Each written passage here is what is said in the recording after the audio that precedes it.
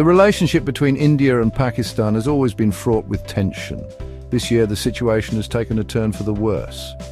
On April 22nd, 2025, a bus carrying Hindu pilgrims was attacked in Indian-controlled Kashmir. The attack, which claimed the lives of 26 innocent civilians, sent shockwaves through both nations and the international community. Immediately, accusations flew between Delhi and Islamabad, escalating the already simmering tensions. The attack on the pilgrims, a horrific act of violence, has become a flashpoint in the long and troubled history between India and Pakistan. The incident has reignited old wounds and raised fears of a broader conflict. The potential for miscalculation is high, and the consequences could be devastating for the entire region. This latest crisis underscores the fragility of peace in South Asia. It serves as a stark reminder of the deep-seated mistrust and animosity that continue to plague the relationship between these two nuclear-armed neighbors. The world watches anxiously as events unfold, hoping for a peaceful resolution, but bracing for the possibility of further escalation. At the heart of the current tensions lies the Indus Water Treaty, a 1960 agreement that governs the sharing of the Indus River and its tributaries between India and Pakistan. This treaty, brokered by the World Bank, is considered a landmark achievement in international water diplomacy. It allocates the three western rivers, the Indus, Jhelum and Chenab, primarily to Pakistan, while giving India control over the three eastern rivers, the Ravi, Beas and Sutlej. The Indus River is a lifeline for both nations, providing water for agriculture, industry and domestic use. For Pakistan, in particular, the Indus is a matter of survival. The majority of its population depends on the river for their livelihoods. Any disruption to the flow of the Indus could have catastrophic consequences. The recent tensions have brought the Indus Water Treaty into sharp focus.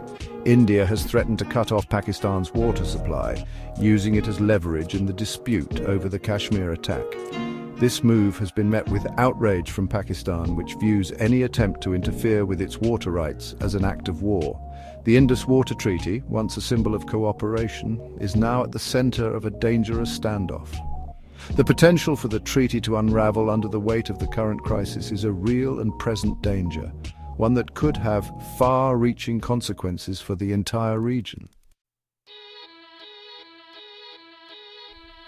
In the aftermath of the attack, India wasted no time in pointing the finger at Pakistan. India accused Pakistan of harboring and supporting the terrorists responsible for the attack, labeling it cross-border terrorism. Pakistan vehemently denied any involvement, calling the accusations baseless and counterproductive. The war of words quickly escalated into concrete actions. India closed its border with Pakistan, suspended trade, and launched airstrikes against what it claimed were terrorist camps inside Pakistan-controlled Kashmir. Pakistan retaliated with airstrikes of its own, targeting Indian military installations along the line of control. These tit-for-tat actions have created a dangerous spiral of escalation, with each side feeling compelled to respond forcefully to the other's actions.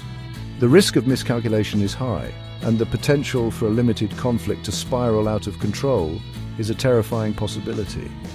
The international community has urged both sides to exercise restraint and engage in dialogue.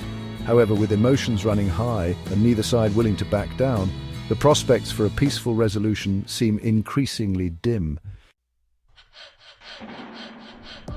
The escalating tensions between India and Pakistan have sent shockwaves through the international community.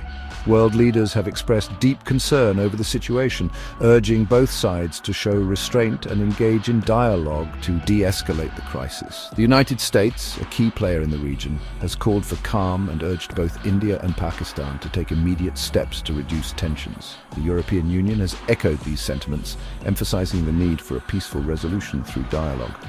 China, a close ally of Pakistan, has called for restraint from both sides and emphasized the importance of resolving the issue through diplomatic channels. Russia, another major power with interests in the region, has also urged dialogue and a peaceful settlement. The international community recognizes the gravity of the situation and the potential for a wider conflict. The shared hope is that diplomacy will prevail, but the specter of war looms large, casting a dark shadow over the region and the world. The current crisis is just the latest chapter in the long and bloody conflict over Kashmir. This mountainous region, claimed by both India and Pakistan, has been a source of tension and conflict since the partition of British India in 1947. The two countries have fought 3 wars over Kashmir, and the region remains divided by a heavily militarized line of control. The dispute over Kashmir is deeply emotional and intertwined with issues of national identity and religious sentiment. The attack on the Hindu pilgrims has inflamed passions on both sides, making a peaceful resolution even more elusive. The unresolved status of Kashmir continues to be a major obstacle to peace and stability in South Asia. The international community has long recognized the need for a lasting solution to the Kashmir conflict. However, despite numerous attempts at mediation and negotiation, a breakthrough remains elusive. Adding to the volatility of the situation is the fact that both India and Pakistan possess nuclear weapons. This dangerous reality casts a long shadow over the conflict, raising the stakes immeasurably. The possibility, however remote, of a nuclear exchange between the two countries is a terrifying prospect. Experts have warned that even a limited nuclear conflict between India and Pakistan would have catastrophic consequences, not just for the two countries, but for the entire world. The environmental and humanitarian costs would be unimaginable. The international community has a vital role to play in preventing such a scenario. Diplomatic efforts to de-escalate the crisis and find a peaceful resolution are more critical now than ever before. The world cannot afford to allow the current tensions to escalate into a nuclear confrontation. The consequences are simply too great to contemplate. Despite the current climate of hostility and mistrust, diplomacy remains the only viable path to resolving the crisis.